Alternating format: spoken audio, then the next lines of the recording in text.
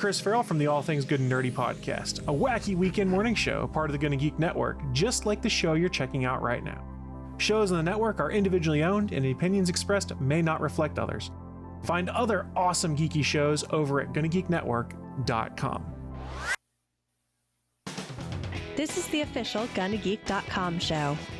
Each week, we run down the latest news and happenings in the world of geek. These are your hosts for the show, Steven, Chris, and SP.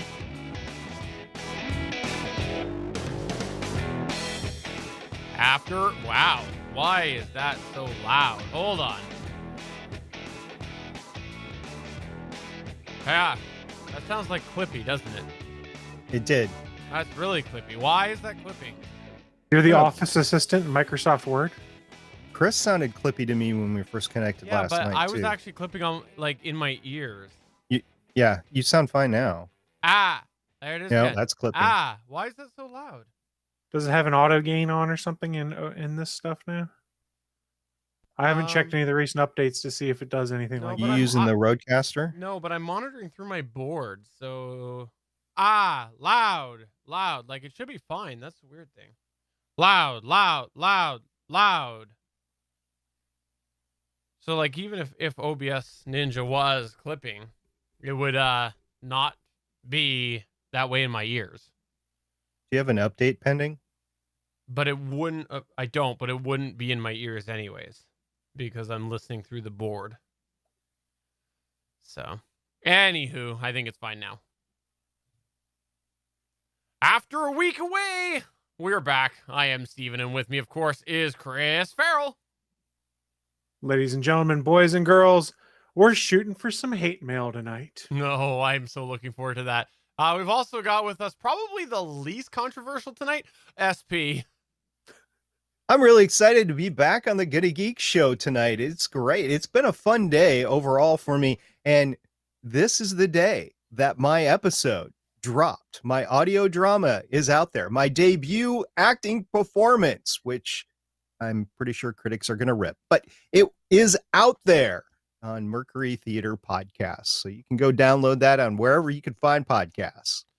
So can I ask you a question there? Why would you drop your episode? Like, you should probably pick that back up so people can listen to it. So he's a Butterfingers is what you're saying. I dropped episodes all the time. Yeah. You know, I drop my phone all the time with the podcasts on it.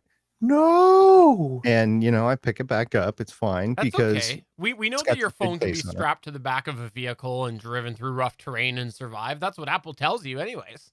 Oh, underneath the vehicle. Yes, exactly.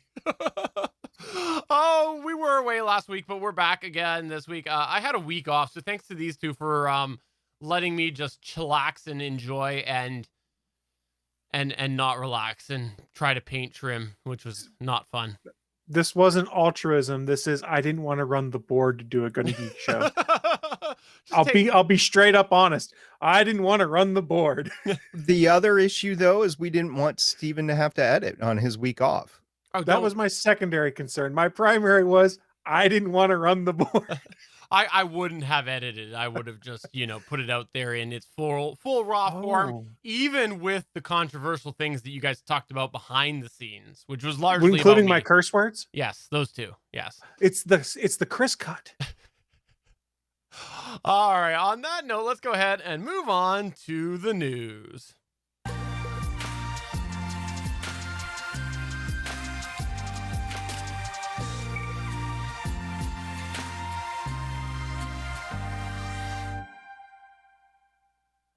All right, let's go ahead and start off here with some news that I know Chris Farrell is super excited about. It's all about the Obi-Wan casting. Yesterday, the announced for the limited series Obi-Wan Kenobi coming to Disney Plus has been announced. I don't know if you saw this today, Chris Farrell, but the cast is going to be full. Did you see the cast? Funny you mentioned that. I saw on Twitter that there was something trending about it. Put in my stuff in the show notes for the story I'm going to cover and saw you were doing this. Went, I'm not going to look and see what this is. I'm going to let Steven tell me what's important about the upcoming Obi-Wan series. So I'm coming in blind, other than knowing that Ewan McGregor is involved and Hayden Christensen. All right. Well, they ended up announcing that. Why is the wrong link here? This is terrible. Take a week off. Where did my This is what link happens go? when we take a week off. This isn't the. Hold on. Where is it here? Really? Good thing we don't get paid to Let's do get this. hacked. Where did it Sorry. go? The one that I had. Did they change this article? They had it all listed there with the pictures and everything. I must have picked the wrong. Oh, are you talking about like the Hollywood Squares one? Yeah. I pasted. we I'm did? sorry, everybody. I well, pasted. I I can- pasted the wrong one in here because it was a nice little visual reference. I can find that. Where Hold did on. it go? It was a good one. It was. I Yeah. got to be distracting. It was terrible. First up here. Steven, this shirt's appropriate for how I feel about this right now. Just baseball. You should. I like it. By the way, that's a good shirt. It's Captain Picard. No going wrong with the Captain Picard face. Here we go. Were- I've got Were it. I here. allowed to wear t-shirts at work, this would be what I would wear to every important meeting. All right. Let's edit this point here. Scroll down. It is. You should wear that all the time. By the way. Look, the animated GIF Suncast put in perfectly matches. I don't know about perfect. Pretty close.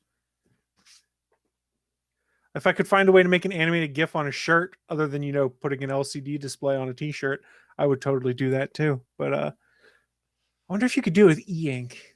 You could probably do it with a color e-ink display. No, this sounds expensive. I'm not going to do it. All right. I'm not going to do it. All right. The list was announced, and amongst the many, many names, that's right, there were 12 names announced altogether. We had Ewan McGregor, Hayden Christensen, Moses Ingram, Joel Edgerton, Bonnie P.S., and a whole bunch of other names. But the one that I wanted to bring up today was Hayden Christensen, because we've talked a little bit about this before. And yes, it was confirmed that Hayden Christensen will be in the Obi-Wan Kenobi limited series, which I believe they are now officially billing as a limited series or special series or something like that. It's making very clear, don't expect things like The Mandalorian coming out of this. But I had no idea that Hayden Christensen was going to be involved with this project. Really? I They announced it months ago. completely missed this months ago, apparently. Wow. I Wow. had no idea. You guys can sit there and you can be like, wow, Steven, you're such a dumb dick. And I'll say, yeah, because I didn't realize it. I completely missed it. And it They- shocked me today. They even said there's going to be another Obi-Wan Vader fight in this I- series. Over my head. Obviously, I didn't follow Wow. it. I was completely Steven? oblivious to this. What did Episode 9 do to you? What did episode did 9 it do do to to me? Has he watched episode 9? Probably. I choose to elect to not answer that. Hmm. So no, I honestly didn't realize this, but they did throw out a few extra names, and the internet was a buzzing about some of these other names that were thrown out there today. And I truthfully, I don't know much about the backstory with like the stuff, the cartoons, and other things that happened in between. So Yeah. so I am not It's feeling. big for these two. I'm Yeah. not feeling the excitement that everybody else is feeling about this. So it's There's no excitement with SP for this. it's over my head. And Chris, I'm hoping that you can decipher this for me, because obviously I have not been following this clearly, because I had no idea Hayden Christensen was involved. Or if I did, I chose to forget about it. I'm not sure. It could be that Well, too. We glossed over the significance of two of the other actors there, Joel Edgerton and Bonnie Piesse, or however you say it. That's Uncle Owen and Aunt Beru from the prequels. Oh, I didn't Yeah. realize that's who those were. Oh, That's Uncle Owen and Aunt Beru, the younger Hmm. versions. Before, I guess technically at this point in time they would be married, so they're both the Lars at that point. So that's at least four characters or four actors that are reprising their roles from the movies, which is kind of cool. But the name that jumped out most to me, Kumail Nanjiani. He's now doing Marvel. He's now doing Star Wars. And the dude loves both those properties. He's got to be living the dream right now, being like, holy crap, I'm in Star Wars and I'm in Marvel. How cool is this? Yeah, that is neat. Does he have a history with Star Wars? I don't know much about that. He's a fan. Okay, so that's it. Yeah. I'm slightly more excited than I was before about this. I still have reservations because of the whole way that the production was halted last minute, and I forget what the excuse was that they gave before. I didn't buy it at the time. I remember that. I remember being like, there's some red flags here. So the fact that we've come out with this big casting that's getting a lot of hubbub today with a couple other names in there, I think that does lend credibility to the idea that there was some significant production things that needed to be changed, and that perhaps they did go back to the drawing board a little bit. So that was sort of my long theory on this and why there was the delay. I will And the pandemic. I don't think the timing lined up with that, if I remember correctly, but Yes, but that delayed it further is what I'm meaning. it Is did. they had their delays for things, and then when they were about to start pre-production, the pandemic occurred, so that all got delayed. I do remember the first delay though was not That was plot. That was storylines Yeah. and scripts. They weren't happy with them. okay. So Yeah. we'll see what happens. Mandalorian obviously has given me reason to think that there could be more success coming out of this, but we'll see what happens. Hayden Christensen being involved, I hope that he gets a better shake this time, because I have rewatched the prequels in the last year, and I think that he was not given necessarily the best material to work with either. He's a good actor. The content wasn't necessarily there, but two reasons why you should be cautiously optimistic about the Obi-Wan miniseries. If I recall correctly, Deborah Chow is still attached to direct, I think, the whole run. She directed 2 or 3 episodes of The Mandalorian. All of those episodes were really well done. So she's directing. And then number 2, what's Disney's miss been on live action new content on Disney Plus so far? They're being pretty smart in making sure they get it right before they put it out. I'm not being a Marvel or a Star Wars fanboy here. They haven't really missed in any of their original content. Even the new Mighty Ducks series they just dropped is getting pretty good reviews. Oh yeah, because you put the mom of the Gilmore Girls in there. Well, you bring back Emilio Estevez is also kind of important too, but neither here nor there. What I'm saying is Disney Plus and Disney has made a point of realizing that, especially now in the midst of a pandemic, they have to make the content on Disney Plus good to make people subscribe, especially when they just announced a price increase for it. WandaVision had issues at the end. We talked about it on Legends of S.H.I.E.L.D. So if you want to know my full thoughts on that, go over there. Was I a fan of the series? Yeah, I was, but it had issues at the end. So I'm not going to say that all Disney Plus original content is without flaw. I didn't say it was without flaw. I'm meaning that it's good quality content.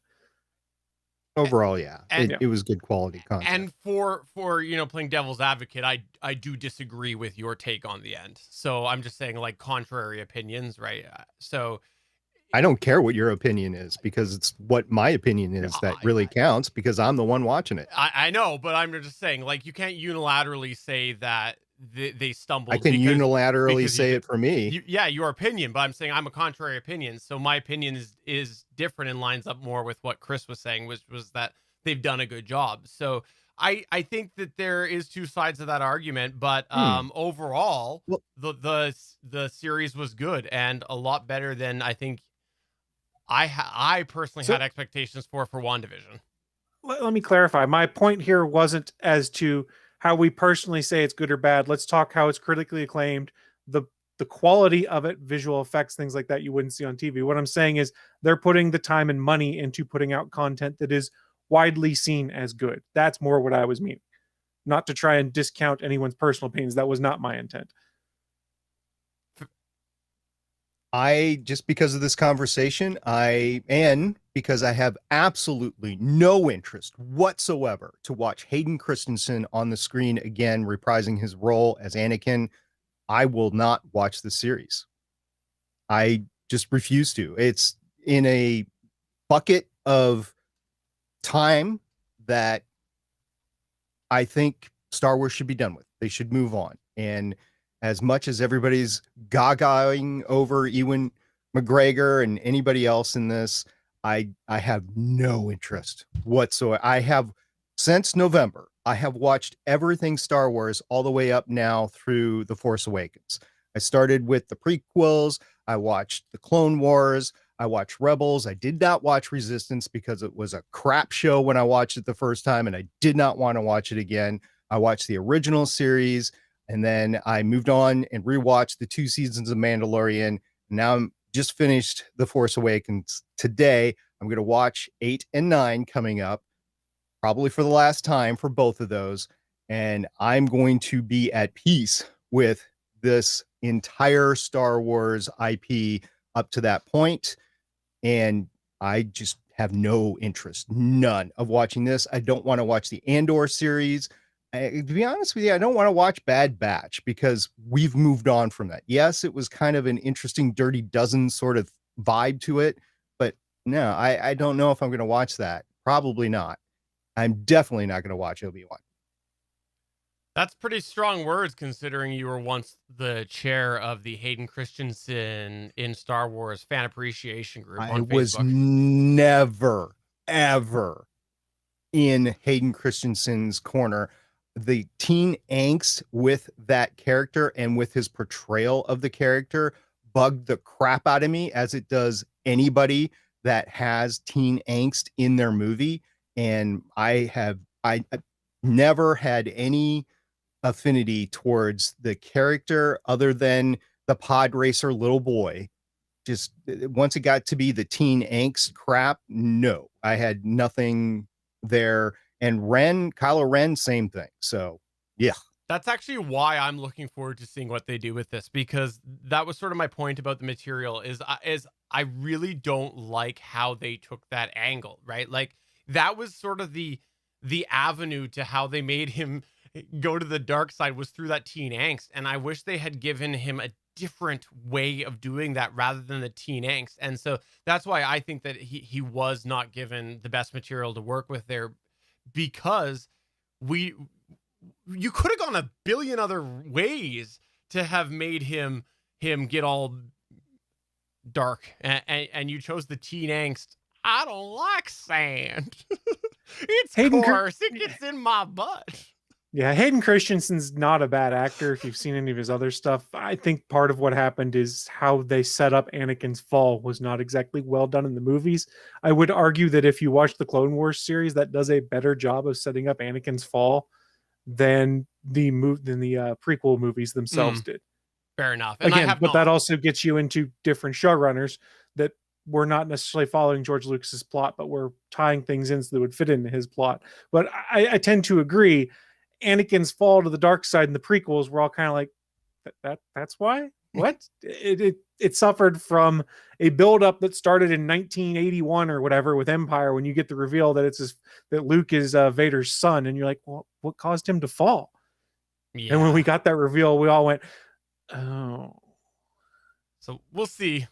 I'll give him a fair shot on this one here. However, that is interesting about the two other castings that people are talking about now that I think it was SP or maybe it was Chris. One of you two pointed out who those two are. So I'm interested, and we will see what happens. But SP, by the way, for the audio listeners, pointing to Chris. So thank you very much, SP. I appreciate that. All right, well, let's move on to the next news point here, which if you didn't like us gaslighting Star Wars, maybe you'll like us gaslighting Snyder Cut, aka one of the worst pieces of film to come into history. Even though I haven't seen it, but the whole reason behind it is terrible and of its own problems. So I'm not going to say the film's terrible, but I'm going to say the reason that the film exists is terrible, ergo terrible. Let's have a rational, mature discussion about how the Snyder Cut came to be and things like that. So it's no secret to anyone who's watched or listened to the Gonna Geek show before, or any of the other content that I've been on, that I've had my concerns about the Snyder Cut. Now, I agree that if you look and go and see the history of things, there's some fans that have a genuine excitement. We're like, oh, I really want to see what Zack Snyder's intended plan was for the future of the DC superheroes. They have great excitement. They're real positive about it on Facebook, Twitter, all these other places, Reddit especially. But then there's the others that aren't. We had a large problem, and people don't want to admit this, including at one point it was tough to get even the companies that are involved in these productions to admit it. There was a very, very toxic element of fans. I don't know that it was necessarily a large group, but it was a very vocal group that were all about wanting the Snyder Cut to come out. They had their movement to make it happen. So what did they do to make it happen? Not like positive tweets that say, hey, we'd love to see the Snyder Cut, not necessarily follow the guidelines of some of the other fans that, raised money for suicide foundations because Zack Snyder tragically had to stop directing the Justice League movie because his daughter committed suicide and he wanted to be with his family. No, what they did is they harassed people on Twitter and Facebook who said they weren't fans of Zack Snyder's previous DC work or that they were okay with where they went with the Justice League movie. So instead of having constructive criticism, they just harassed these people and would review bomb them and send them just nasty, nasty comments. And then anytime a Marvel movie would come out, we'd devolve into fanboy wars. It was, well, the Snyder Cut would be so much better, but we never got it because Warner Brothers deprived us of it. And instead of, celebrating the fact that we got a cool comic book movie out, it turned into, we're going to bitch and moan about the Snyder Cut and make it a miserable experience. Well, guess what? They won. These positive fans and this toxic vocal minority of Snyder Cut fans, they won. Warner Brothers / HBO said, yes, we're going to give Zack Snyder $70 million to finish the film that he didn't get to finish. And we're going to put it on HBO Max. Now, arguably this happens so they could push subscribers to HBO Max. I'm not sure we would have gotten it had it not been for the advent of the HBO Max app or also, a global pandemic that made it so it was hard to produce new content. But we got the Snyder Cut. And arguably, it's better than what was presented in Joss Whedon's cut of Justice League. I say arguably because I have not yet watched it. I will eventually get to it, but sitting down to commit 4 hours to a movie right now is just not something I want to do. We also found out after the Snyder Cut came out and Zack Snyder's interviews and things like that, that this was supposed to be the beginning of a trilogy of Justice League movies. And he basically set up the end of Justice League Part 1 to set up these other movies, which then led to a new movement. Hashtag restore the Snyderverse. And I'm pretty sure you all can see where this is going to go right now. You've got another large group of fans that are real positive about it, spreading positive buzz about how much they enjoyed it, using hashtag restore the Snyderverse. And we've gone back to what we saw before with the toxic minority that are using that as an excuse to drag on critics that didn't like Zack Snyder's movies, drag on people who didn't like the Justice League that he put out, things like that. And it's become toxic and gross again. And it even took a step further. They're very unhappy with Warner Brothers, I guess is the best way to put it, because executives at Warner Brothers have basically said, hey, once the Snyder Cut is out, we're not going any further down the Zack Snyder route of these superhero movies. We don't have any intention to do the other two movies in that or to have Zack further involved in the DC universe. So fans aren't happy about that, and some are reacting all right, tweeting positive things or saying we really want to see this. Then you've got that toxic minority I've talked about have decided how's the best way to make Warner Brothers feel the pain because they won't give us the movie we demand. We're going to go on IMDb and write 1-star reviews for Godzilla vs. King Kong, a Warner Brothers movie that drops in 2 days. That's not actually out in North America yet.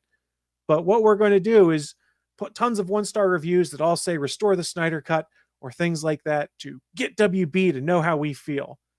Probably not exactly a fair thing. You're not really getting a fair take on what Godzilla vs. Kong is. And honestly, if this is your way to express yourself that we need the Snyderverse movies, you're just a petulant child. You're not going about it the right way. You're throwing a temper tantrum and nothing is going to come of it. And you're ruining the possibility, or you're making it look to other people that this Godzilla vs. Kong movie may not be good. And here's the kicker. Godzilla vs. Kong has already debuted. It was sitting at a 7.5 stars on IMDb, a 77% on Rotten Tomatoes prior to all of this, and people are excited about it. But instead, you're just crapping all over it because you want to throw a tantrum that you're not going to get your Zack Snyder movies. It's okay to be upset by that, but this behavior is wrong. It's unacceptable. And here is the biggest problem we're going to get out of this.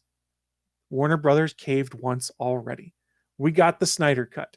Yes, I'm happy that Zack Snyder got to deliver the movie that he couldn't because of tragedy. But because Warner Brothers executives caved, they have now set a precedent of if you are loud and obnoxious enough online, we're going to give you what you want. They have enabled this toxic small group of fans to feel like they can just crap all over all this other content and think they're going to get what they want. And like I said when they announced they were doing the Snyder Cut, my concern was they've just enabled a group of people to continue with this abhorrent behavior that is ruining the experience of other movies for fans out there. It's wrong. It's not right. I don't know how you get back from it. And I hope to God They do not concede to these toxic minority of fans out there and decide we're going to restore the Snyderverse because negative press means there's enough people that want to watch it that more people will subscribe to HBO Max. That's the wrong way to do it. And I'm also kind of afraid that if this happens, we might get the JJ cut of episode 9, which I don't want either. Okay, so I 100% agree with you. I worry about the precedent that has been set here. One of the things that really, really worries me is the fact that they are up against Marvel, right? And they have been clawing for so long, trying to get anything that resembles the powerhouse that Marvel has. That you're right. Like, I know I took the shot at the beginning there. People have already sent their hate mail to me and everything saying, how can you say that when you haven't even watched the movie? I was saying that just based off of ribbing and the fact that I don't like all of the things that Chris just said. I agree with him on that. But the thing is, people are saying it's good. The people who were saying, or better, and the people who were saying, a lot of people who were not looking forward to the Snyder Cut, who even maybe had said that they weren't going to watch the Snyder Cut, did watch it and are admitting it's better. And I think that could give DC reason to try again, because they are desperate at this point to make something happen with the property. And so I think you're right. They might do it. And that concerns me, especially because the fans, they're doing what I said they would. There's so many of those toxic fans that are taking this Snyder Cut as what we would have seen in the theater, which just cannot be true. There's no way we'd have gotten a 4-hour movie in the theaters. Timeline. Apparently it starts off, I haven't seen the movie, but I've seen the fact that it starts off with the thing talking about why it's in 4:3 to protect, or to whatever Snyder's vision, right? Like to protect or his vision, whatever it is. Well, guess what? They wouldn't have put a 4:3 movie in the theaters. Therefore, this is not what you would have gotten in the theaters. And so I don't know. I just really do worry. You're right, Chris. Well, and the other sad thing is this restore the Snyderverse movement, especially the negative aspect of it, is taking some shine off of Godzilla versus Kong. It's also made it so that James Gunn dropped a trailer for the Suicide Squad last week. People aren't talking about that as much right now. They're talking about the Snyder Cut stuff or restore the Snyderverse stuff, which is really a bummer. Because if you haven't had a chance to watch the Red Band trailer for James Gunn's The Suicide Squad, it looks like a lot of fun. I am, like, truthfully, I'm more interested in seeing the Snyder Cut now than I was before. That's one of those things that I had said that I would probably see out of interest, but I didn't really have a priority on. It's moved up a little bit, just especially because some people that I know have said that it is a better version than the other one, and some names that I was a little surprised to hear them say that as well. So I am more interested now to see what it is, but I definitely think that it's one of those things that might, the bad might outweigh the good as far as how this came to be. SP, what's your thoughts? I think I'm the only one here that's actually watched it. And I didn't sit down and watch 4 hours of it. I watched it sitting right here for the first 3 hours of it, but I didn't sit here for 3 hours. I watched it sped up at 2.5 to 3 times speed, which was just fine for me. I wasn't going to be sitting down and critiquing every little thing or enjoying the cinematic experience. I legitimately just wanted to see what was different in it. There were things that were different. They go into a couple of origin stories that we didn't get in the movie that kind of make more sense. The villain's motive is better defined, but I stopped short by saying it's a better movie. The Snyder Cut is what a director would have delivered to a studio before they start cutting on it. So it wouldn't have released 4 hours anyway. It would have been cut down. The 4-hour Snyder Cut that we see on HBO Max needs editing desperately.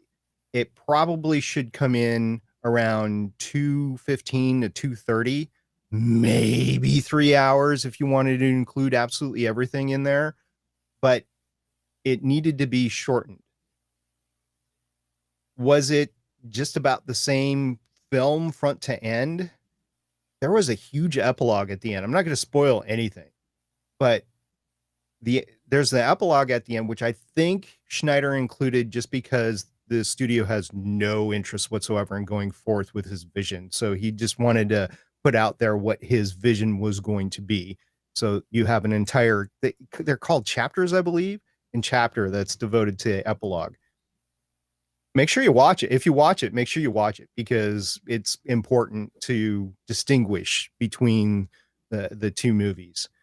Will I ever watch it again? Probably not. I'll probably watch the original one, which I haven't watched again either, versus the Schneider cut. The 4x3 thing really grated with me. Oh, really? I know that one of the intents, and I've researched this a little bit, yakko.org mentioned it in our Discord server, and I went to go look into it. The original intent was to shoot it so it could be presented in IMAX. So that's why it's 4x3, but it would still be cut down to 16:9 for a Blu-ray release or a streaming release or something like that. So why release it on HBO Max on 4x3? You're not presenting it in IMAX. Nobody's got an IMAX in their home. So if that was the intent, then crop it appropriately and let me see it how I would have seen it if that was the original cut. It didn't drive me mad that the sides were black, like it can if you're watching something older, like Stargate SG-1. If you watch that streaming on Netflix, you're going to see it in 4x3. Okay, I guess I've just gotten used to that. But if you're shooting something that is going to be released at a higher quality, show it so that you're using all of the screen.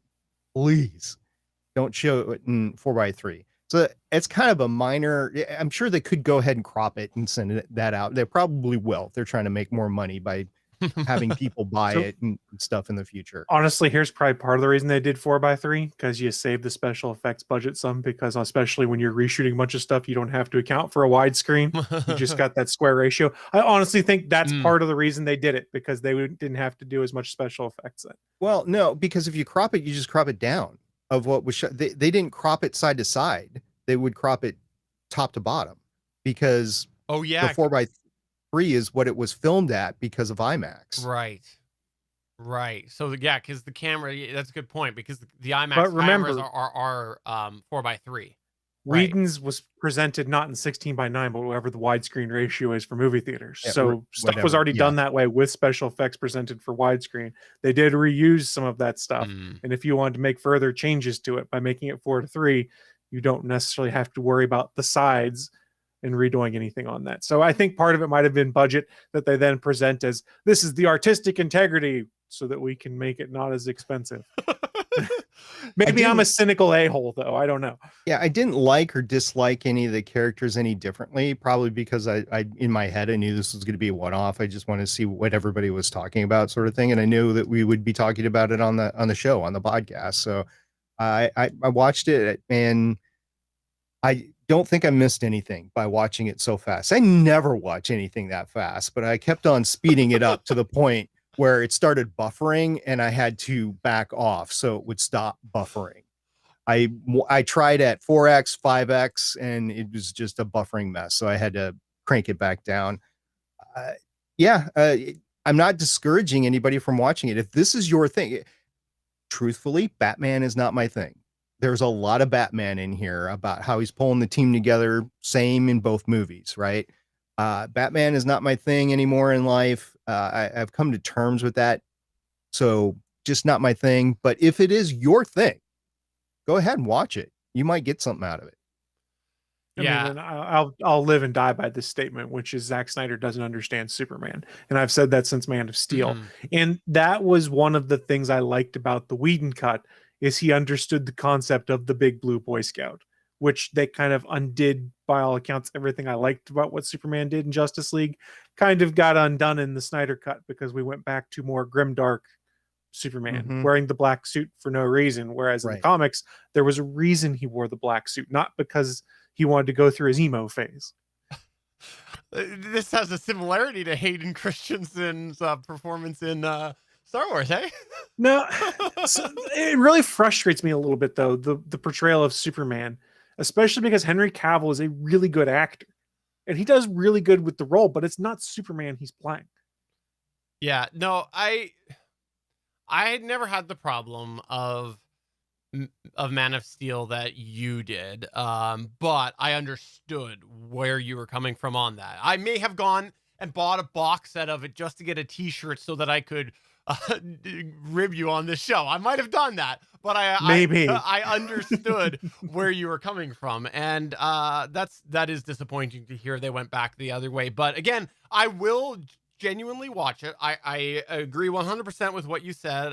For all those reasons, I think that it was a bad idea, but I will give it a fair shake and watch it at some point. And I really just encourage people out there, if you're one of the positive fans and want to celebrate it and put positive things out there about bringing it back, that's fine. But if you're one of those people that's engaging in toxic behavior, thinking it's going to make a difference, just realize you're making a fool out of yourself, number one. And number two, being an a-hole because you want your Zack Snyder cut of future Justice League movies, it's not going to help. I don't think the money is there for them to honestly say, hey, we're going to spend another $400 million per picture to do another movie like this.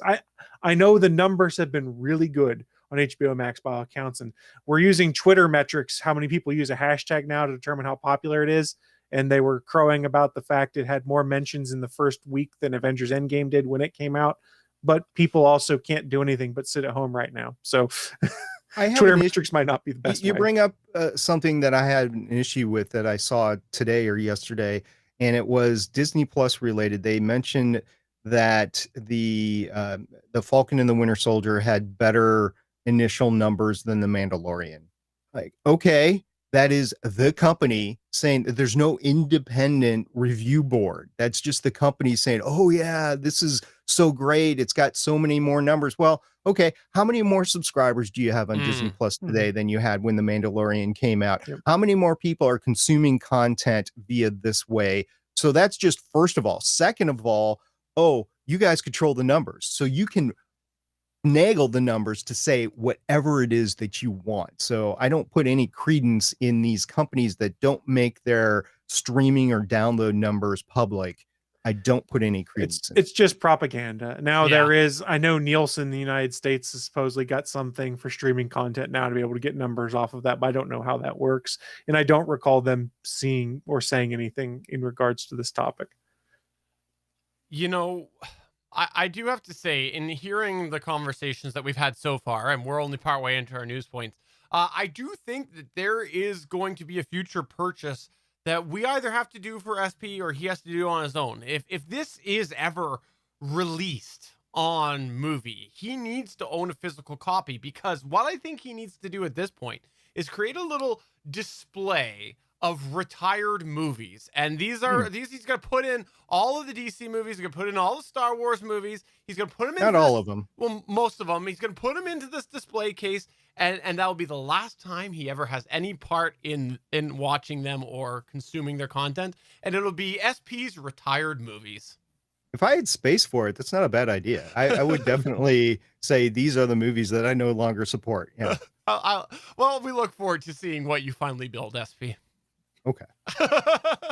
All right. Well, speaking of building things, let's go ahead and actually move on to an exciting couple of weeks in space news, which, by the way, before we do that, I just want to say that I got my son hooked on space movies. We watched Apollo 13 yesterday, and he's all in there asking for more space movies. So I figure I should just probably be cheap and not rent movies and just let him watch these YouTube streams of all of these space things that are happening right now. It'll just be cheaper for me. Should probably let him have a look at The Last Starfighter. I think that would be awesome. But we're not going to talk about that. We're going to talk about what's actually going on. And there is a lot going on. So Stephen mentioned that there was a lot that happened in the last 2 weeks. There's a lot of big things that happened in the last 2 weeks or are about to happen. So we're going to cover quite a bit of ground right now with space. I'm going to go through it pretty fast, but if Stephen or Chris have any questions or comments, they're free to jump in. So the first thing I'm going to talk about is the SLS. This is the launch system that's going to be used for the Artemis program to go back to the moon for NASA. So NASA did fire up the core stage at Stennis Space Center on Thursday, May 18th, 2021. The ignition of the 4 RS-25 rocket engines occurred at 4:37 p.m. Eastern Daylight Savings Time and ran for 499.9 seconds, or for the Canadians out there, 8 minutes and 29.9 seconds. There are, in case anybody's wondering, 16 remaining RS-25 engines left over from the shuttle program, and NASA also contracted Aerojet Rocketdyne to build 24 more, which would complete a total of 10 SLS core stages. Now, each RS-25 engine can produce up to 418,000 foot-pounds of thrust, which is the most you're ever going to get out of a rocket, at least to date here. It's even more than SpaceX, and we'll get to that in a little bit. The core stage is expected to be transported to Kennedy Space Center once the test results are completely analyzed and the green test run results were deemed successful. There at Kennedy, the core stage will be joined with the 2 solid rocket boosters, which are already stacked in the Vehicle Assembly Building, or the VAB, where the Saturn V rockets were assembled prior to launch. I don't know about you guys, but I've actually been in the VAB. I've experienced the weather results in there. So I just am a little cautious by stacking anything in there that might actually get wet, and that would be a bad thing. So just put that out there. Admit it, by the way. You just said, I don't know about you guys, but I've been in the VAB. You knew exactly that we have not been in the VAB. No, I didn't know that. Okay, I didn't know that. I thought Chris might have been in there at the very least. And Steven, I don't know if you've ever been to Disney World or not, but it's close by, so I didn't know. Oh, okay. Fair enough. I thought that you were just humble bragging. No, they do public tours in the VAB all the time. So NASA... I know VB code, by the way. VBasic. Is that the same thing? It's been a long time since I coded VBasic. Right. So NASA, by the way, is on track to launch Artemis 1 by the end of 2021. It will be unmanned. Artemis 2 will be crewed, I guess is the politically correct term to use now. Anyway, so that's the SLS, and that's what NASA is doing on the rocket side. They also have a capsule. It's called the Orion capsule. And they've been going through a series of drop tests. Now, I actually had to scratch my head because I'm like, didn't we already do this? Turns out we did already do this, but they are doing it again because we're in the final configuration. So engineers at NASA's Langley Research Center in Hampton, Virginia, began a new series of 4 water impact drop tests with a test version of the capsule for NASA's Orion spacecraft. They started on Wednesday, March 24th, 2021. The test data will help engineers better understand what Orion and its crew may experience when landing in the Pacific Ocean after Artemis missions to the moon. The tests at Langley's Landing and Impact Research Facility Hydro Impact Basin will simulate a few landing scenarios as close to real-world conditions as possible. While NASA performs a series of previous tests at the basin in 2012, the current tests use a new configuration of the crew module that represents the spacecraft's final design. Data from the water impact tests are part of the formal qualification test program to fulfill structural design and requirement verification before Artemis 2, which is NASA's first Artemis mission with a crew. Information will help feed final computer models for loads and structures prior to the Artemis 2 flight test. So I always enjoy these water impact drop tests. I think, I know that Dragon capsule from SpaceX also had to do the same thing. So yeah, it is fun. It's fun getting wet, but there's nobody it's not like a ride in an amusement park. There's nobody in it as it's being dropped. Oh man, I was hoping it was like a lazy river ride. I know you said that it was using a new crew module configuration or whatever. Do you know what changed? Was it like a complete overhaul? Why they had to do it again? Like it was that drastic of a difference, or is it just we want to double check we weren't happy with the information we got the first time? That's a good question. I have not run that to ground. It could be that they're trying to do weight savings so that they've cut back on the thickness of the metal, the amount of struts in there, kind of like what SpaceX is doing with Starship right now. So I think if I had to guess. That's what I would guess. But they probably did a lot of testing along the lines, and they discovered just different configurations didn't work. Like the reaction control thrusters were in a place that would be bad for human, survivability or something like that. So they probably had to move some stuff around. And then after that, they had to requalify it. So it's just a special test model. It's not the actual flight configuration. And honestly, when these drop tests are done, these will probably end up as static displays somewhere. Oh, by the way, just here, throw this out there now so you can go ahead and have this idea.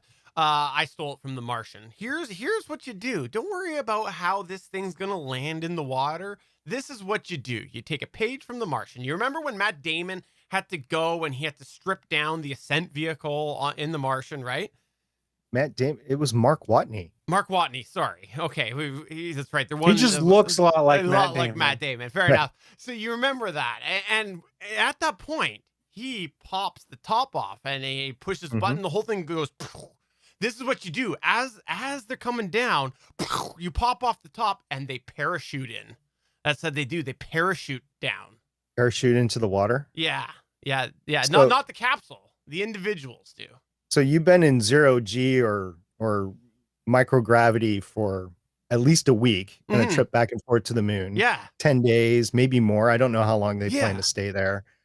And then you have to swim. You know what they always say? Sink or swim. That's what it is. You're going to sink.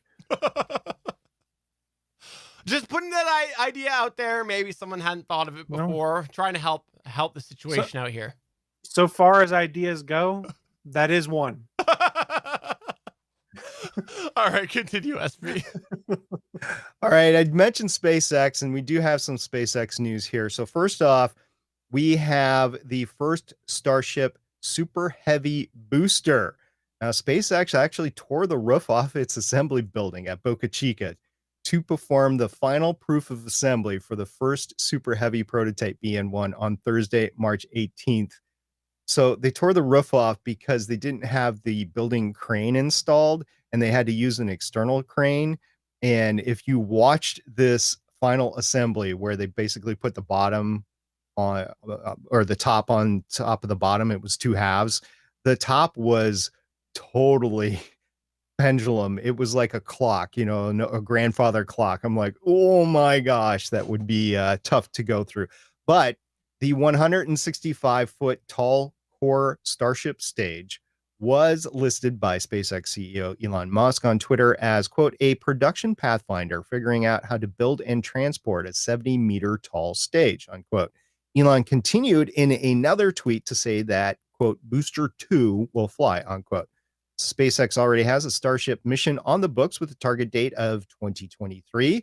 It's the, quote, Dear Moon, unquote, flight around Earth's nearest cosmic neighbor, the moon, which was bought and paid for by Japanese billionaire Yusaku Maezawa.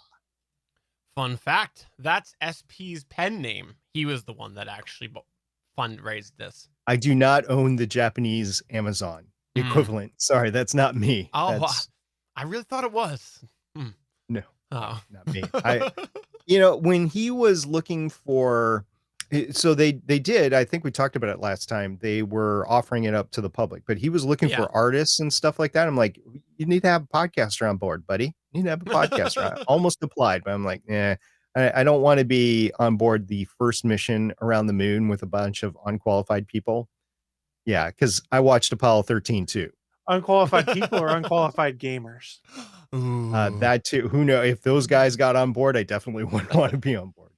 Hey, SP, here's the thing that I wanted to mention to you right now. I had this thought over the weekend. I thought to myself, in life, we have monumental moments in certain things, like flying, like the Wright brothers. They're monumental people involved with flight.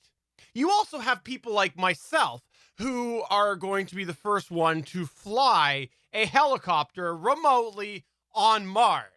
Is there any way that you can combine these three monumental people together? Oh, the Wright brothers? They've been dead for almost 100 years, buddy. Yeah, but combine these ideas. Me flying the helicopter on Mars, again, very monumental person, with the monumental Wright brothers. How can we combine these facts together? Stephen, I actually want you to fly the first helicopter on Mars because you will crash it and you will always be known as the person that crashed the first helicopter on Mars. All right, so this is your segue to your next point. Wait. First known helicopter on Mars. I'm sure Suncast has been flying some remote ones there in the secret NASA base. We don't use any helicopters. That's too limiting technology. He brought We a use jet drone cars. it's a hobby drone. It's a hoverboard. So in a press release on Tuesday, May 23rd, 2021, NASA stated they are targeting no earlier than April 8th for the Mars Ingenuity helicopter's first flight. And no, Stephen will not be at the control for the flight. Damn.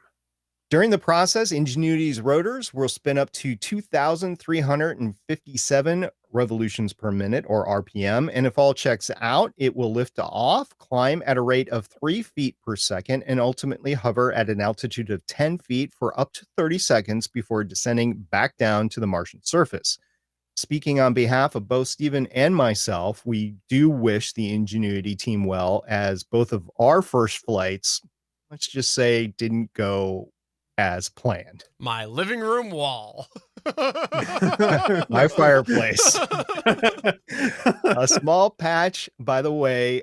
Ingenuity does have a good luck charm on board. There is a small patch of the Wright Flyer wing material, which was first obtained controlled powered flight on December 17th, 1903, and it's taped to the underside of Ingenuity's solar panel. So it's pretty cool that a part of the first aircraft to actually obtain controlled powered flight. It's not, I've spoken about this before, it's not the first aircraft ever. There's gliders before that, but it was the first controlled power flight, is going to be on Ingenuity. And by the way, in case you didn't remember this, the Apollo 11 crew also flew a different piece of the material along with a small splinter of wood from the Wright Flyer to the moon and back during their mission in July 1969.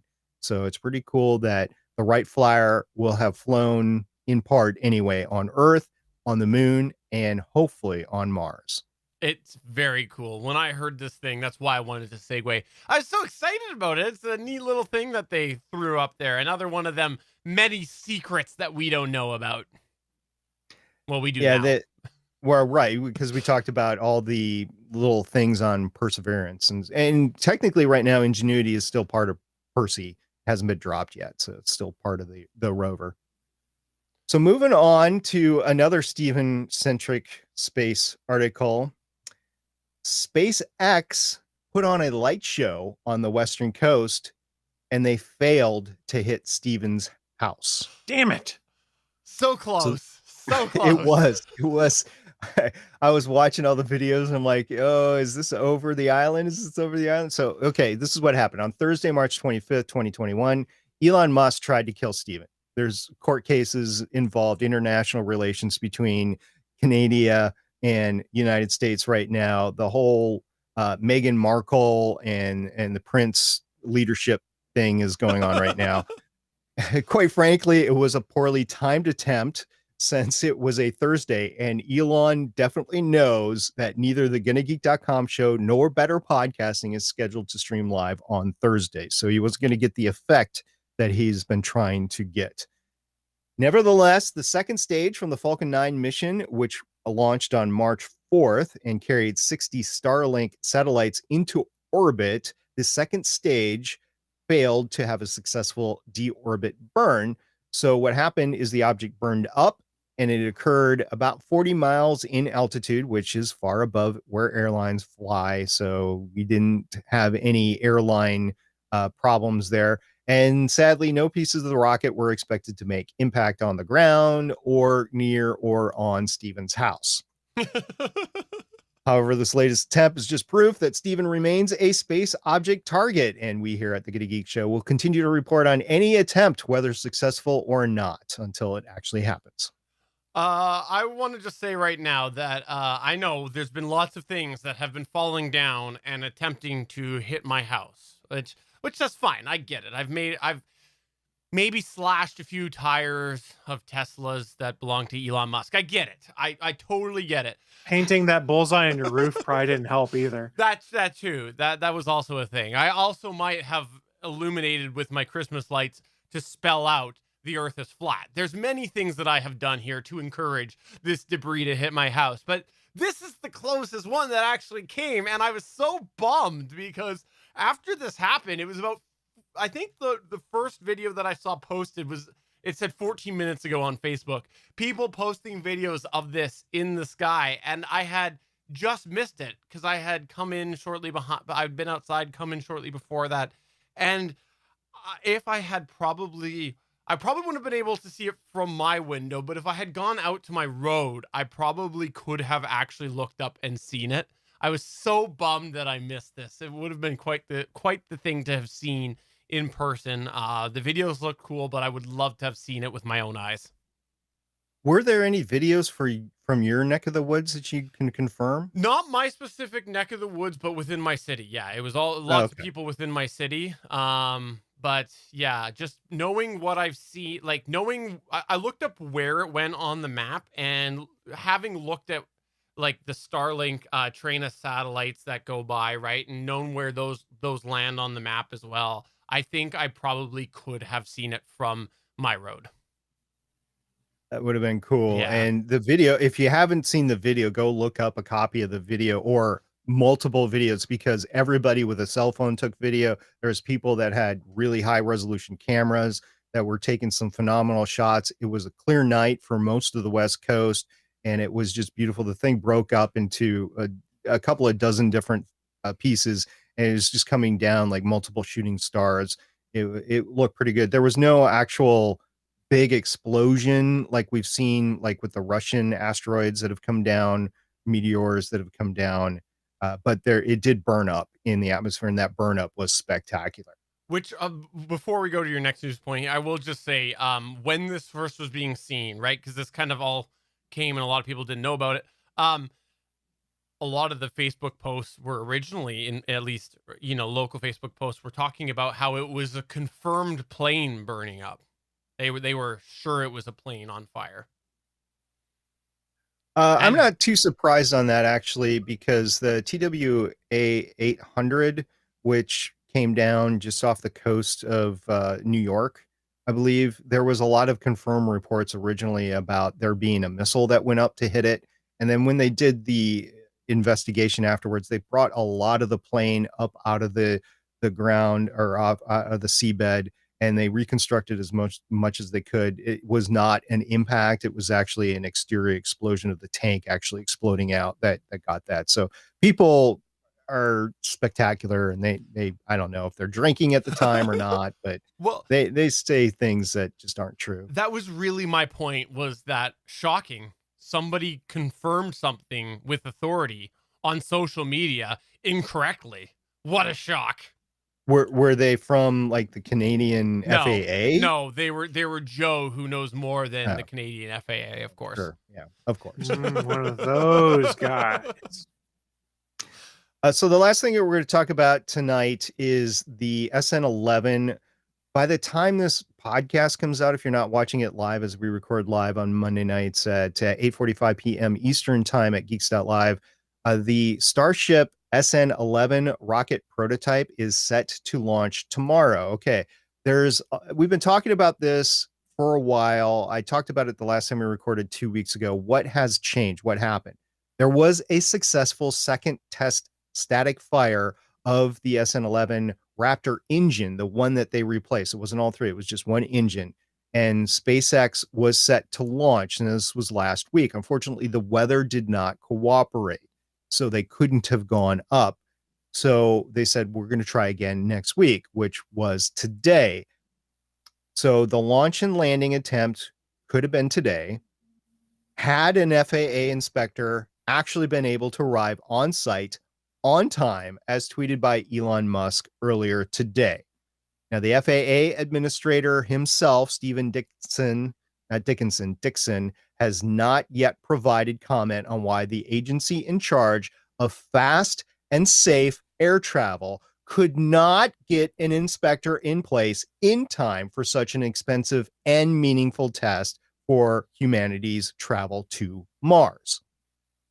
However, the FAA did respond to Elon's tweet. So this is the FAA. This is not from Stephen himself. Not you, Stephen, the FAA The other administrator, Stephen. Stephen. Yeah. Quote, on March 12th, the FAA revised the SpaceX Starship license to require an FAA safety inspector to be present at the Boca Chica site for every flight. This is the result of the FAA's continuing oversight of SpaceX to ensure compliance with federal regulations to protect public safety, including issues arising from the SN8 launch in December 2020. SpaceX must provide adequate notice of its launch schedule to allow for an FAA safety inspector to travel to Boca Chica, unquote. The FAA has not provided comment on why the FAA does not have an inspector on permanent station in Boca Chica to support these events. And this is my opinion right now, is that the government is making an unfair competition between its SLS system and the Starship system because the FAA does not have to be at test flights or flights of the SLS. However, they are saying that they have to be at the test flights for SpaceX. That's an unfair competitive advantage to the government, controlled by the government. So I get why Elon's all messed up here. However, I do understand that public safety is a big deal. So I'm glad the FAA is involved from that aspect, that there is somebody looking out for the public safety. So there is that. There's two sides of the coin here. However, I'm going to side with Elon right now and say that I don't know why the FAA couldn't have had somebody there for the test flight because they knew it was imminent and it was about to happen.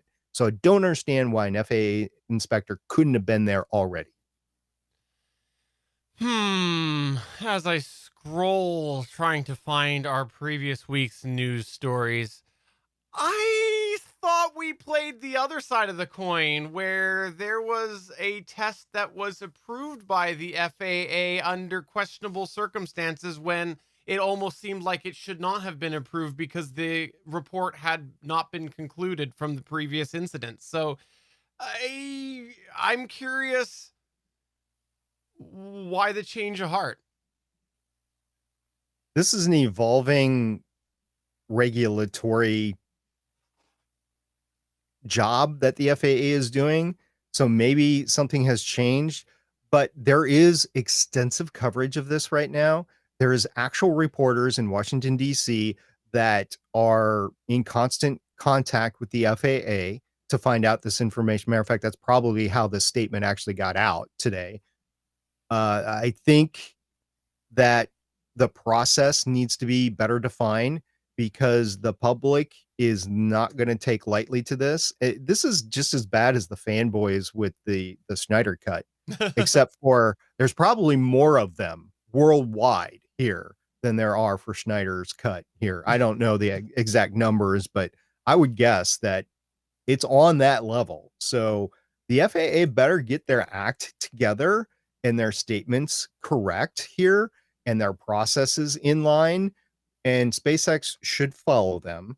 But if they're going to change things with every flight, I completely agree with you, Stephen. What up with that? Yeah, because that's quite the change from, and that's what I mean, right? Like I wasn't asking what your change of heart was, and as I said that, I thought maybe it came across that way, but no, because they were like, it almost seemed like they gave SpaceX a pass there when they shouldn't have the last test, and now this is happening. So like, did Elon not give out enough free Teslas? I don't know. No, I'm just Well, there's a different administration in power. no. This was only a couple weeks ago.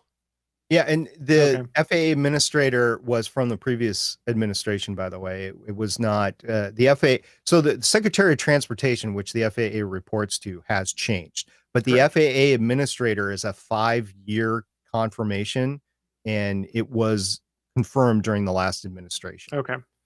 Well, I look forward to seeing what happens here. I do find it funny, the FAA trying to throw SpaceX under the bus as well. SpaceX throws them under the bus. FAA throws them under the bus. Should have provided adequate notice. It's kind of funny.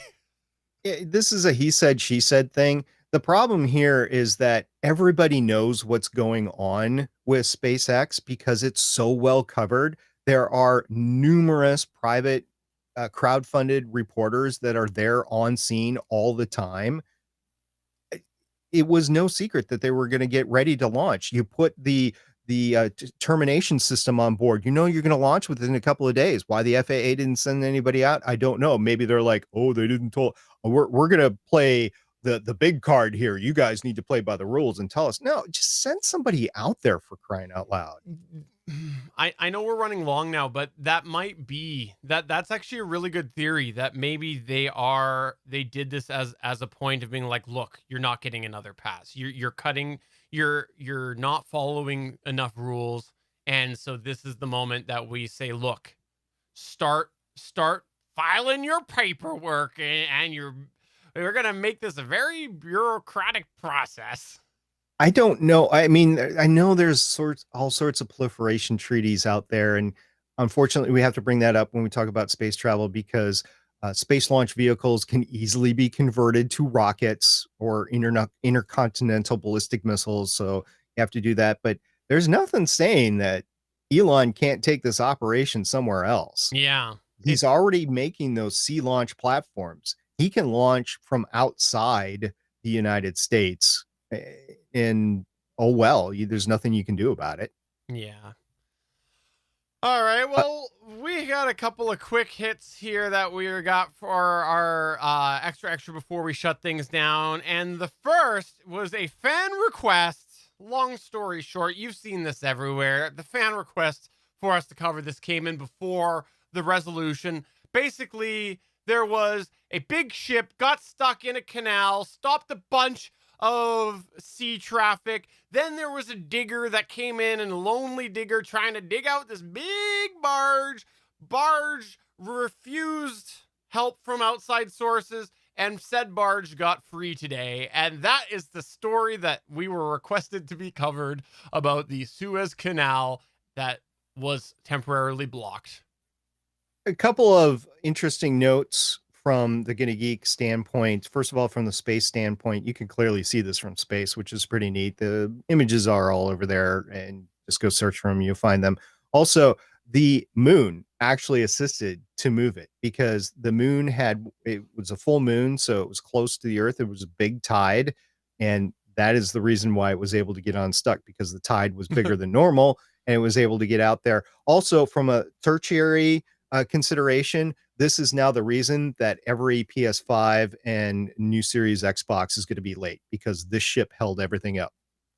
Yeah, it was quite a apparently going to have quite the impact on the distribution channels worldwide. Fancy cheese is also impacted supposedly. So if you like a fancy cheese, you're in trouble. And in case you happen to be oblivious to all of this here over the last week, let me go ahead and give you the name of the big barge. Ever Given, which apparently it could not ever give because it got stuck. In the grand scheme of things, nobody died. It wasn't like the Concordia, which went down and people died. It wasn't like the Exxon Valdez, which spilled a bunch of oil and made this environmental catastrophe, and a lot of sea life and wildlife was killed. So it wasn't that. It was just a big ship stuck in a river, basically. Oh, we forgot the other thing too, is before it got stuck, if you look at the map of where it kind of went, it may have drawn out a male anatomy. Yeah, that's true. There was go look it up. It accidentally drew a male anatomy. To give an idea, like roughly size, this is an infographic I thought was pretty interesting that I saw. If you took the USS Enterprise A from the Star Trek movies, that's not as long as this barge is. Those ships that we saw on screen. The barge is longer than the Enterprise A was, as depicted on screen, if it, actually measured out to real size. Yeah. It's a big boat. So there you go. Fan request. I believe it was Damien. We hope that we covered that. I know we didn't do a good job of covering it, but there was so We did much. a great There job. was so much in the last week here and there. And so there you go. So if you got a request for us to cover a news story, come to our Discord server like Damien did. That's gonnageek.com/Discord and ask us. SP, you had something else you wanted to throw in here, right? Or it was Chris, actually. Sorry, wasn't it? Yeah, it was Chris. I have no idea what this news story Oh. is. Okay, Hold so on, one sec. Chris, I understand that SP threw a news story in for you. Yes, in the spirit of Blind Toss Papa, he gave me a news story that I know nothing about. this is kind of a stretch, but since I am a Last Starfighter fan, it was this 80s movie, sci-fi movie, and I won't go into it, but the creators behind that movie released a concept video for The Last Starfighter 2, and they said, we're so close, we're at the 1 yard line. Well, if you're at the 1 yard line, you're not going to put your concept video out there for the world to see, because you kind of want them to come and see the movie to see what the movie is going to be like. So this was like a last ditch effort, in my opinion. This is my opinion, that is out there, and it literally is like storyboard stills for like 4 minutes going over the concept of what the Last Starfighter 2 movie is going to be. And it does continue with the main character from the original Last Starfighter. So if this actually happens, it's going to be pretty cool, but I don't know if it's going to happen or not, because what other movie out there have we seen a concept video on that actually makes it to screen? I will defer to Chris on this one. There's probably one I should think of, but it's not coming to me. Right. It happens so often that Yeah. you're just full of examples. Yeah, by the way, I do know that SP also was the head of the Rogue One fan appreciation group on Facebook. He was the head of that as well. You know, for a war movie, it was okay, but for a Star Wars property where I'm supposed to care about these people later enough to watch other series about on the Disney Plus channel, no, I'm sorry. They died. I'm going to spoil it. They died. There's no reason to watch it again. Oh, so sad. Well, you think they died. You never saw it. They might have been they might have been helped by the Force. It was a pretty big explosion. I don't think so. It's the Force. The Force is magic. Well, I'm not going to debate that. It is space magic. Well, thank you everybody for coming by another episode of the Gonna Geek Show. If you didn't know this, by the way, we did talk about the Discord server a minute ago. We have the Discord server that has a bunch of other geeky content in there going on. We got a lot of geek chatter across a variety of different channels in there. Please come over and check that out, because we got TV, we got movies, we got games, we got a bunch of podcast related chatter, we got tech chatter, we got a whole bunch of stuff going on there. And I will even say that I walked back the Just Say Goodbye League tracker that we've got going on Gonna Geek, because there was some Batwoman changes that happened. I won't rant about it this time. I'll save that hate mail for next week. But you can go ahead and check that out over in the still around Starling Tribune channel over on the Discord server. We kept it there because there's still some CW-verse chatter happening, and it needs its own home. I've often said to Chris and Michelle, if they want to get together and discuss something that's CW related, they can. Matter of fact, Stephen, I'm going to extend that to you, since I know that you're watching the new Superman series on CW. You want to, come on and do a podcast on Starling Tribune? I will release it on that feed. I'm not going to edit it.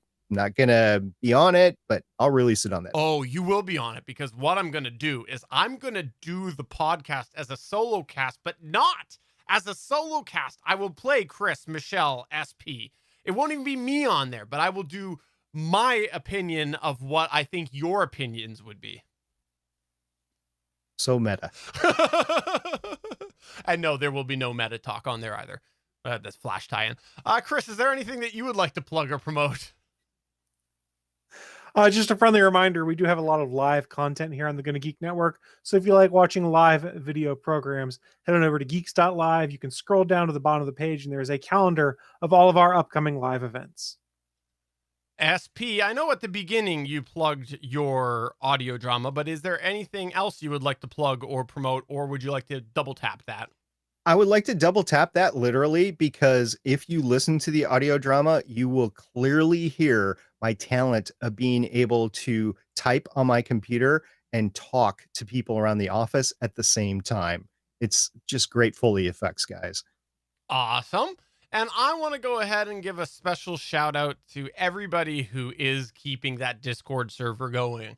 I was away. I didn't do a lot of chatting in there over the last week, and lots of conversations still happening over there. And so when I went in today to have a bit of a better look around, I was quite impressed with what I missed over the last week. So thank you to everybody, that people who are helping run the Discord, but also everybody who is just participating. I want to thank everybody for that. It's a great community there. On behalf of everyone, I say you're welcome. So, for episode number 370 of the official Gonna Geek Show, I'm Stephen John Drew saying, yep, Justice League. Not a good situation, whether it's on HBO or the CW. And I'm SP saying, why so much DC hate out there? Oh, because their stuff sucks. I'm Chris saying send your hate mail to me, js@gonnageek.com, or at the Chris Farrell on Twitter. Bye. Bye.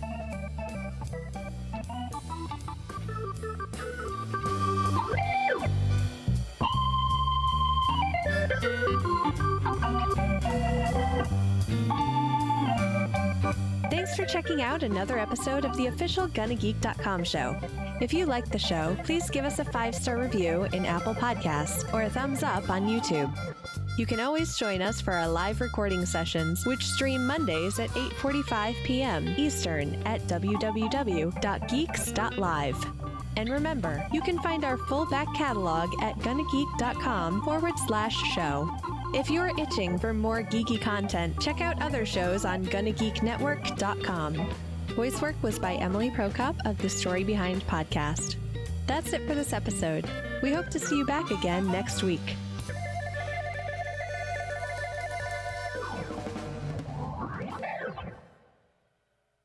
All right, everybody. Thanks for coming on by. So for those of you that didn't follow this, what I was rambling about was, you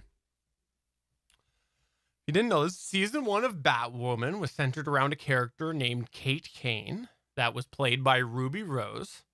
And then towards the end of last year, they announced that Ruby Rose was exiting the series. And then they didn't know what was going to happen. And then they said they were going to go a different way, have another character come in. And I've talked in the past on this show about how that was a really odd decision, considering you set up a whole series worth of plots around one character. So they did that. So then it was like, okay, I guess we'll move on from that eventually. We'll close down the whole Kate Kane thing somewhere in here. Well, then they dropped a bomb, not this week, but the week before, at the end of the episode, that they've recast Kate Kane and will still be there, but in a small capacity of some form, still not the main, but not the main character. And the actress that they got to play that was one of the ones that people had, like fans had said would be a good suggestion. And we haven't seen anything really on screen yet, but we've seen some behind the scene rehearsal stuff that, you know, some fighting things that I think was released. You can kind of compare actress to actress. Was a great replacement visually, like just like it's not like on Last Man Standing where they went from like a 5'4" brunette to a 6'1" blonde, right? Not like that. No, it was like this is like a good visual recasting as well. And not familiar with her work, but a lot of people say excellent work. So why they didn't just do that from the beginning, beyond me. It doesn't make sense. Like they should have just done that. Like it's weird. Now, I will say that I don't remember her name, but the actress and the character that they've put in for this season is good. But I don't know that it was the better decision compared to just recasting and continuing where they were going, because it has been good. It's been a nice change, but a lot of the things that have made it better in season 2 could have just been applied by tweaking what they were doing with the Kate Kane character, yeah, and just gone a different tone. So it's weird, but I yeah, know that DC brought in Jeff Johns at one point to try to be the overall creative story overseer. And at one point, they were going to include the CW shows in that, but they mm, were unsuccessful in that, even within the DCEU, even if that's what we call it anymore. I don't even know because it's been broken so much that I don't think there yeah, is a DCEU anymore. But it would be nice, since they did Crisis, which technically brought it all together, for there to be somebody looking over all of the stories and be able to give creative direction on big decisions like that.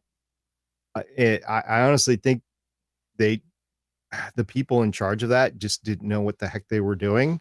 And when Ruby Rose put in her notice, they were flabbergasted, just didn't know how to deal with it. yeah, Um, that very well could be, because I'm looking forward to seeing what we actually get on screen. I don't know what we'll get, but I haven't watched that stuff since a little bit after Crisis. I yeah, just shut it all down because it just um it's not the quality TV or the creative direction that I yeah. want. I think So that the Superman and Lois has done a good job. And we I've had a heard bit, that. bit of a Mhm. chat in the Discord, and some people are wanting it to be more tied to the current Arrowverse, and I like what they're doing because they're dealing with the what they said they were going to do, which was the idea of Superman having a family, right? Like they said that that was going to be the direction, but it doesn't feel, I'll say teen angst, which isn't what we had, but it doesn't feel that way like we've had with so many other CW shows. So Feels like more of an adult show. yes, it does. And um I don't know, it just feels unique in its own, like it feels to me like it could be around for a while. So I'm glad that they're doing that, and maybe eventually they'll bring that tie-in, but I'm kind of glad that they're establishing themselves on their own right now without leaning on the CW verse. And even visually, like I believe it's cropped to be, Hmm. and it's not 16:9, but you know when it's cropped at the top and the bottom, right? And like there's that a certain text and color, like a visual tone that is in its own thing. So yeah, I'm glad that they're kind of going their own stylistic route there. Oh, and another example, like the Fortress of Solitude, they didn't use the Supergirl one. No, they went their own way. So It was supposed to be the same fortress, right? In should be. Supergirl, that's what the yeah. It should be. Now, no, we did see the Fortress. I think I can't remember if we saw it post Crisis or not, but We in saw it, it in Crisis. yeah. In any case, I'm glad they went with their own. Because it just shows that they're making their decisions based off of that series, and that's what we need. It would be so difficult to make that break because it's still Tyler, right? So I can understand why you say that, because that's how I felt before I went into the series. But to me, I kind of have to remind myself that it came out of Supergirl, because he does such a good job, and we're getting so much more of him doing the Clark Superman thing than we've ever got. I had So nothing wrong with Tyler yeah, as Superman. I'm just saying that came out of the yeah, Arrowverse but as Superman, right? yeah, but what I'm Yeah. saying is like that because we're seeing him more in that role, and especially the Clark aspect, right? And under its own conditions, it does feel like it is easy to forget it's part of the CW verse, because of the fact that we haven't really seen too much of him. We've seen him as an episode here, an episode there, shoehorned into a plot. So that's kind of nice to see him be able to play out there. And I don't remember her name, who plays Lois. She's been given Remember, some good Lois storylines that you she, would expect. yeah, she was Elizabeth always Tulloch, I think is her name. yeah, she was good. I don't have a problem with them in the. I never had a problem with them in the Arrowverse because that's when I stopped watching. And I could see them in their own show. Uh, let me ask you this. Do you see CW pumping the same or more amount of money into their episodes as the series progresses? I do. I think that this might be in 2 years the only thing left of the CW verse. Well, I could see that, but are they still going to pump in whatever it is now? It used to be $2 million an episode when Arrow started like 9 years ago. Mm. But are they doing $4 million an episode now? And are they going to continue that? Can they afford to continue that high level of If production? people keep watching it, Yeah. yes. And also, this Yeah. is Superman. So Superman's a bit of a different kind of It still has to beast than some bring of its these other own weight characters. on TV, It's though. true. It's true.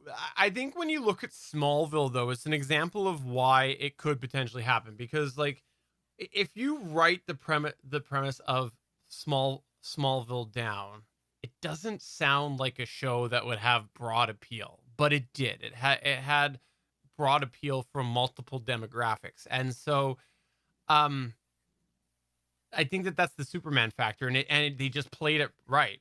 But Okay, so here's the business side of things, Yeah. though.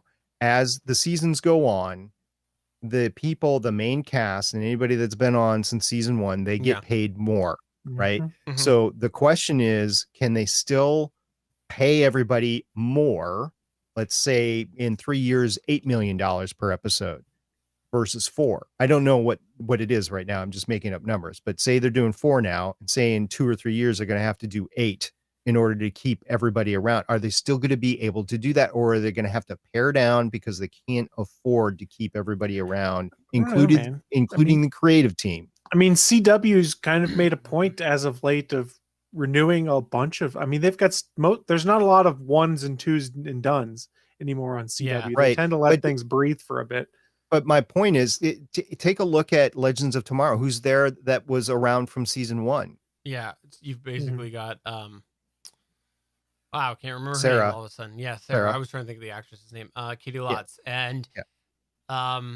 I think that, though, like, it's too early. I think any series 6 episodes in is too early to tell where it's going to go long term. You don't know, because it could be like Batwoman, where it completely changes in season 2, right? You don't know. And that can go either way. Series can do an overhaul in season 2 that goes bad, and they can do an overhaul where it makes it significantly better. So I don't know that you can predict that, but based off of what I'm seeing right now, I think that it has the potential to be a flick that does appeal to a bunch of different people who like Superman, because it has the balance of the Superman life that they build right away. It was going to be Superman having kids and how that plays out, with Superman fights, with the one of the best parts that I think they're doing, like good Lois Lane plots as well. So it's kind of well-rounded and really letting us see that Superman world that we haven't seen on screen for a while. And so I think that has the potential to be built on. We'll see. It could totally take a nosedive, but based off what I'm seeing, I do think that it could end up being one of the only ones left in a couple of years. I do think because of the business side of the house, and quite frankly, just because story runs out after a while, that a good sweet spot for a long-term series is somewhere between 5 and 7 seasons. There are some shows that go beyond that. There are some shows that fall right in there, and there's some shows that get cut short after 2 or 3 Right. seasons because these business decisions get made. I don't think any show should be around forever. I think that's an unrealistic expectation.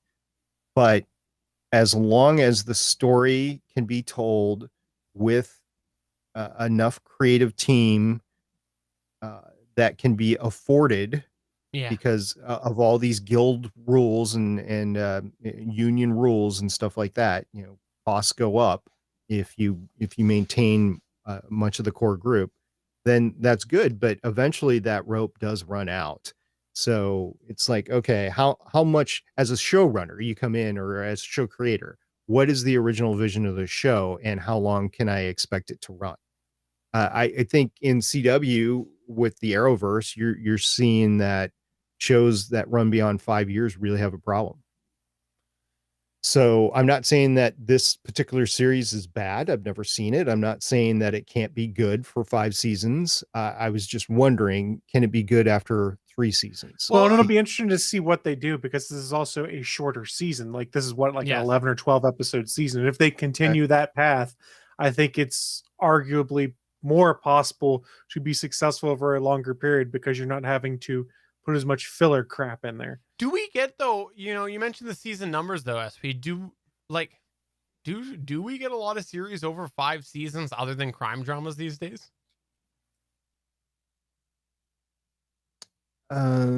Sitcoms, like comedy sitcoms. Yeah, and stuff it's more. when I was saying that, what came to my mind was Big Bang Theory, and I know neither yeah. you two were big fans of that, but Friends and Big Bang Theory are two Yeah, Friends sucks too. series. Well, there's a lot of people that like it, so that you can get like 10 seasons or so. Yeah. Um, But I'm meaning like modern era. I would like Yeah, Big Bang I'm- Theory. I mean, but Superstore just wrapped after 6 seasons. That's one of the sitcoms that just wrapped, so 6 was a That's pretty good true. run. I'm trying to think of other crap I arguably, 'cause watched. Weren't they cut? They were cut short though in the last season as well. Like Last everybody season was else cut short due so- to the pandemic. and this season, yeah, this season I Yeah, don't know that it did a lot, but they're always few and far between. I'm just Yeah. I guess I'm acquiescing a little bit and saying there's a realistic expectation that for a good, what defines a good series? 5 to 7 seasons are probably what I would want to have to be entertained. However, if you can give me a good, well-rounded story front to back in 3 seasons, I'm all for it. right. The Indicator used to be 100 episodes because then you could be syndicated. That's Mm. what And it used to that's be. out the window That's now. With what I said used to be. yeah, I think we're now getting to a point where it depends on the popularity you're able to achieve at a time and how you gauge that, because I think it varies. A show that would be on Netflix versus a show that would be on NBC, there's different gauges as to how it is deemed a success. I mean, Stephen, we haven't talked about this at all in a long time, but Last Man Standing. I don't know if you're Yeah. current on this I season or am. not. I might be one behind, but I am. I have not been impressed by half the episodes. I don't know what they're doing. They're just like they're random plots that go nowhere. It's just like They're just filling episodes. at That's this all they point. are, because you know, and credit where credit's due. I think it was a smart decision that they went, this is our last season. We don't want to deal with the baggage that comes with handling COVID the full plot. So they did a time jump. Okay, smart move. That's fine. It's a sitcom. We can deal with that. But then they went and they keep bringing up COVID here and there. And it's like, well, then why the hell didn't you just not do the time jump if you're gonna still? Because they didn't want people to have to wear masks Fair on enough. camera. Yeah. Honestly, that's probably what it true. is. That's true. And then the other thing, it's like, it's almost like they are trying to make characters more interesting at the end of a series, which again doesn't matter because you're at the end of the series. So I don't know. It's been all over the place. Tim's performances, comedic performances, are still good, but the material isn't as good to deal with. And he's still throwing out all those references to his Toy Story success, his Home Improvement success, and stuff like that. So it's like a nostalgia tour for Tim, but for just for the series as a whole, you're like, what? There's just no point in this other than it's comfort food. I'm glad I have this That's last exactly season. what it is. It's a point, and it's been that way, especially as it went later. It just became kind of pointless. We're going to tell stories with these folks, but there's really just not much to it. We put them in the old sitcom tropes of doing weird shit and people laugh about it. I wish they would be able to bring back Eve, like even in phone calls or a Skype call or something Yeah. like Coming that. back for the finale. For the finale, yeah. But I mean, since they did the time jump, she's now an officer in the Air Force or Space Force or whatever she's doing, and she's out there doing stuff. So I get why she's not there, but it'd be nice. She's too busy with other stuff. Well, yeah, she's making buck and other stuff. Yeah, I get it. Yeah. It's been a weird season. I agree. 100% on that. And I don't know. The only thing that I thought was great was making Tim Taylor appear. That was fun. That was fun. That was fun. Actual Tim Taylor. So they did a reference to Tim Taylor in a previous season that he was dead. And it was inferred. It wasn't actually that it was him. And they actually brought him back. So Tim got to play both roles on screen. So that was kind of fun. Yeah. Well, last man standing, though. Well, we've got our chimes. That's the important part. Too. And Chris, I didn't know that you watched it, or I must have forgot that you watched Last Man Standing. Oh yeah, but I haven't watched. I'm like 5 or 6 behind. It's just okay. queued up on the DVR Yeah, right now I watched because a I few- wasn't having fun with it. I was like, oh, this is just boring. Yeah. They're not doing anything. No, I watched a few over like while I was off there, but yeah. Hey, one last thing before we go. If someone wants to come by Better Podcasting tomorrow and remind me after the show, I'll share the story, the problem that I'm facing that involves my living room and a conflict with my podcast endeavors versus what I want in my living room. So we'll just leave that at that, and come on by and ask me about that tomorrow, and I'll share.